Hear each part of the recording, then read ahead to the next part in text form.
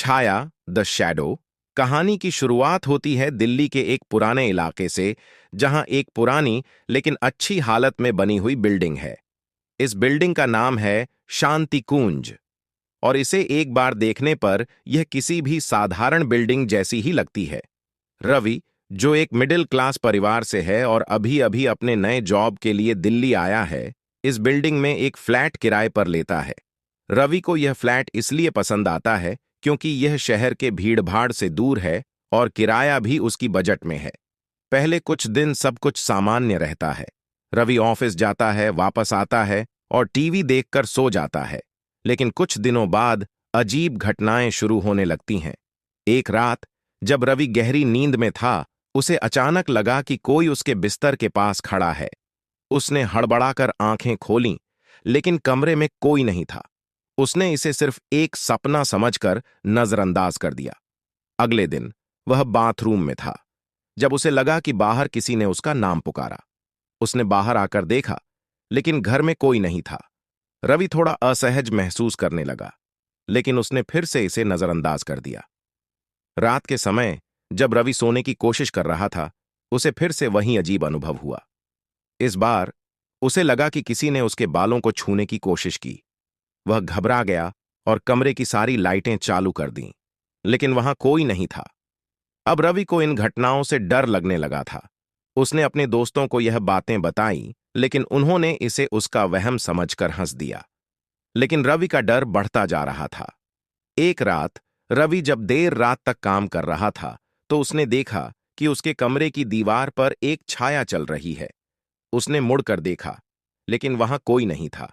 वह छाया दीवार पर घूम रही थी, जैसे किसी ने दीवार के पीछे से गुजर रहा हो। रवि की हिम्मत जवाब दे गई।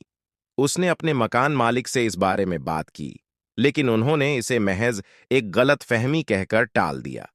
एक दिन रवि को बिल्डिंग के पुराने चौकीदार से मिलने का मौका मिला।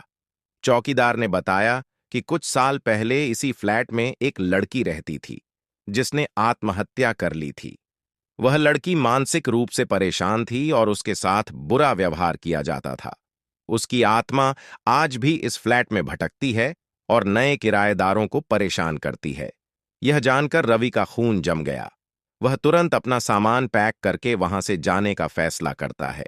लेकिन जब वह अपना सामान पैक कर रहा होता है, तभी कमरे की सारी लाइटें बंद हो जाती हैं और कमरे में ठंडी हवा चलने लगती है।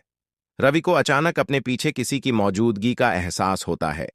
वह मुड़कर देखता है तो सामने वही लड़की खड़ी होती है जिसके बारे में उसने सुना था।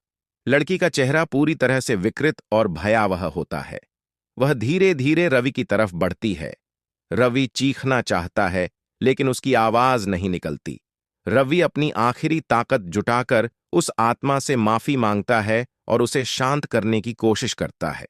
कुछ देर के लिए वह आत्मा रुकती है, लेकिन फिर अचानक गायब हो जाती है। लाइटें फिर से जल उठती हैं और रवि वहां से भाग निकलता है। रवि उस बिल्डिंग को छोड़कर चला जाता है और कभी वापस नहीं आता। वह घटना उसकी जिंदगी में एक डरावनी याद बनकर रह जाती है। शांति कुंज अब भी वहां खड़ी है, लेकिन उसमें रहने की हिम्मत बहुत कम लोग करते हैं। दोस्तों, ये थी छाया की कहानी। इस कहानी ने हमें यह सिखाया कि कभी-कभी हमारी दुनिया में ऐसे रहस्य भी होते हैं जिन्हें समझना हमारे बस में नहीं होता। अगर आपको ये कहानी पसंद आई हो तो लाइक और शेयर जरूर करें और हमारे चैनल स्पिरिट ओ सक्सेस को सब्सक्राइब करना न भूलें। अगली बार फिर मिलेंगे एक और दिल दहला देने वाली कहानी के साथ। धन्यवाद।